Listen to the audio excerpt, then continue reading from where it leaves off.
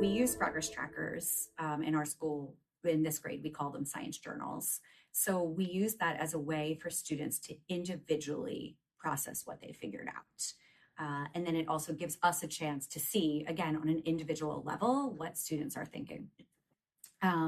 So we usually use this after we've had a lot of discussion, after we've had chances to engage with the information. We're using this at the end of a lesson.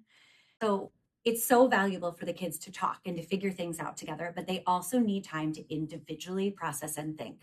And so the progress tracker or the science journal lets them do that. It forces them to individually think, okay, what do I really understand, or what am I taking away from what we've been doing? So I think that part is so important for the kids to do. So how do you actually structure it? Can you show us one? Like, what do you? Sure.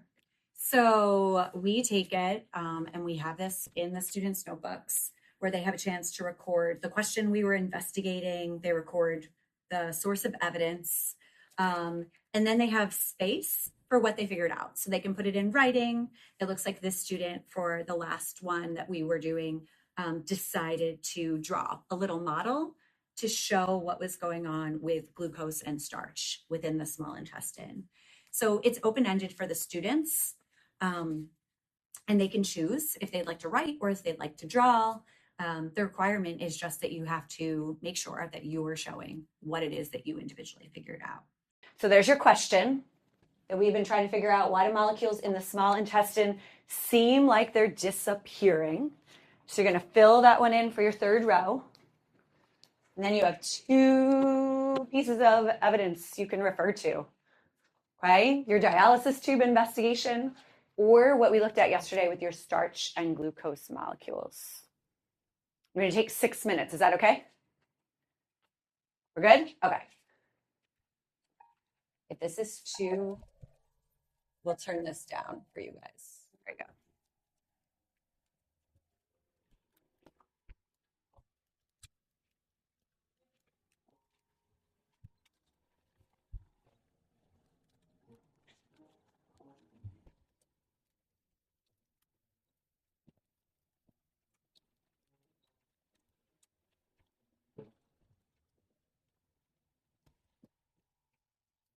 Then we'll take this, and usually after the students write, I'll ask kids to share, like, what do you think is the most important? Or what is a really big idea that you think we all need to have, or we need to make sure is on our wall? And take a few of those ideas. And that's what I'll use to put on our, like, what we figured out wall. So in this case, in blue, the period 2 class decided they wanted to focus on glucose being smaller.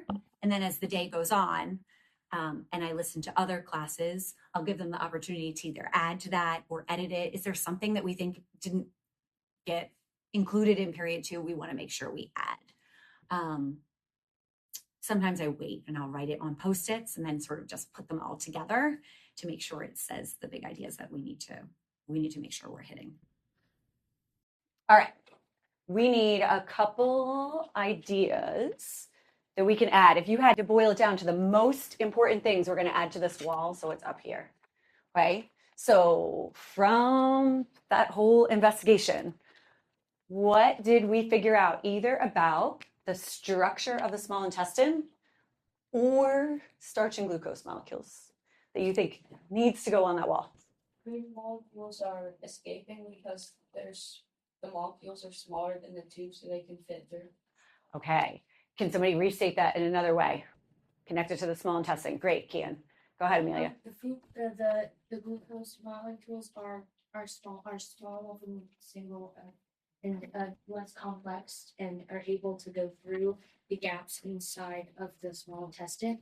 And however, the starch molecules are too complex and cannot fit through the gaps in the small intestine. Okay, sounds good. So check yours. Based on what Kian and Amelia said, do you have something in there about like the size of starch and glucose molecules? Okay. All right. So starch and glucose, what do we want to say? Glucose is a lot. Glucose is like very small. Glucose is, did you say way smaller? Glucose is smaller than starch. Okay, so glucose is smaller than starch, so it can fit through the wall. The wall of what? Small intestine. Small intestine. Glucose is smaller than starch, so it can fit through the wall of the small intestine. Okay, glucose is smaller than starch, so it can fit through the wall of the small intestine. So it's going away. Anything else? We're good? Okay, all right, we might add to it if the other classes add something to it. One of the things that teachers struggle with the progress tracker, and I struggle with it honestly, is a lot of times teachers want to use the progress tracker so that kids have it all in one place and it's all the right information. But sometimes they might not have it quite right in their Correct. progress tracker, right? Because it's their Mhm. thinking tool. Right. So can you talk a little bit about what you think about like what the goal of the progress tracker is and how you do or don't worry about it being right because you're doing this? So I really think of the progress tracker as a tool for kids to show their thinking, recognizing that it might not be corrected all the times, but it's giving me a glance of, okay, this is what this student is thinking right now. I think it's really important after the students reflect on their own that we again have a conversation and we elevate those ideas that we need to make sure all kids have as big ideas. Sometimes students will go back and they'll add them into their progress tracker, and that's their choice. It's not something that's required.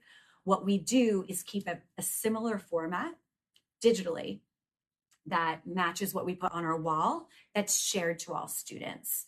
So when we get to a point in time where students might be reviewing what we figured out for a transfer task, in addition to what they have written down themselves in their notebook, they have access to a summary table of everything we figured out together as a class that we've agreed upon.